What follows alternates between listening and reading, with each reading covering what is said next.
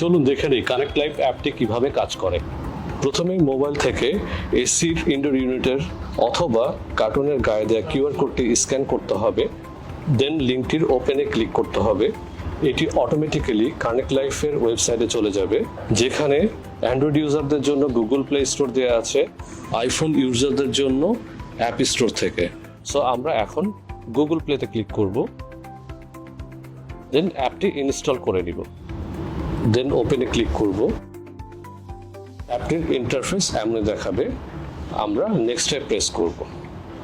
অ্যাপটি ইনস্টল হয়ে গেলে প্রসেস অনুযায়ী রেজিস্ট্রেশন করে সাইন ইন করুন। এই সময় আপনাকে অবশ্যই খেয়াল রাখতে হবে এসিটি যাতে অন থাকে, প্লাস এসিটি যাতে ওয়াইফাই কাভারেজের আন্ডারে থাকে এবং সেম ওয়াইফাইতে আপনার মোবাইলটিও কানেক্টিভিটি থাকতে হবে।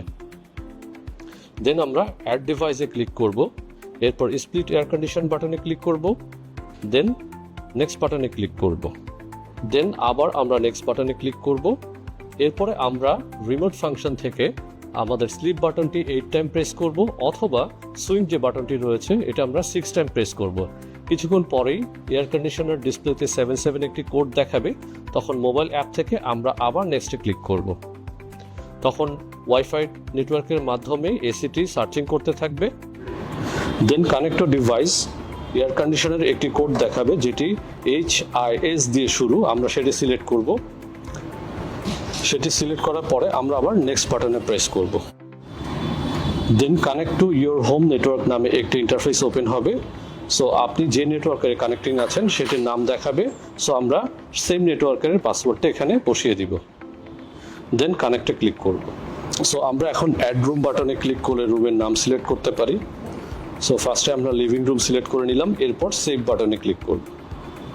এরপরে স্প্লিট এয়ার কন্ডিশনার একটি ইন্টারফেস ওপেন হবে, আমরা সেখানে ক্লিক করব।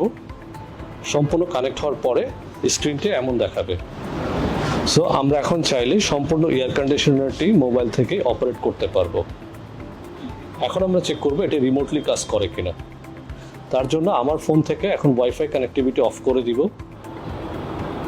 সো এটি এখন মোবাইল ডাটা কানেক্টিভিটিতে চলে গেছে এবং স্প্লিট এয়ার কন্ডিশনারের একটা ইন্টারফেস দেখাচ্ছে, আমরা সেখানে আবার ক্লিক করব।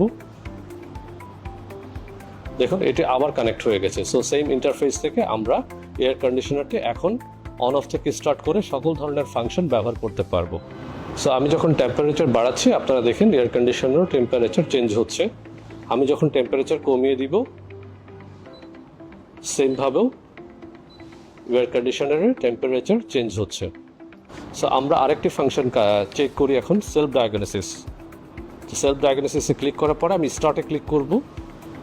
সো এখানে এসির যে কয়টা ফাংশন নর্মালি কাজ করছে সবগুলোই এখানে দেখাচ্ছে। নর্মালি 15টা ফাংশন কাজ করছে। এখানে একটি ইরর কোডও দেখা যাচ্ছে। ইরর কোডটা কেন? ইনডোর আউটডোর কানেক্টিভিটি নেই বলে। অর্থাৎ আমরা এইভাবে এয়ার কন্ডিশন চেকও করতে পারবো যদি এয়ার কন্ডিশনে কোনো ধরনের প্রবলেম দেখা দেয়। সো ভিউয়ার্স, আশা করি এখন আপনারা মোবাইলের মাধ্যমে সহজেই এয়ার কন্ডিশনারটি ব্যবহার করতে পারবেন এবং রিমোটলি অ্যাক্সেস করতে পারবেন।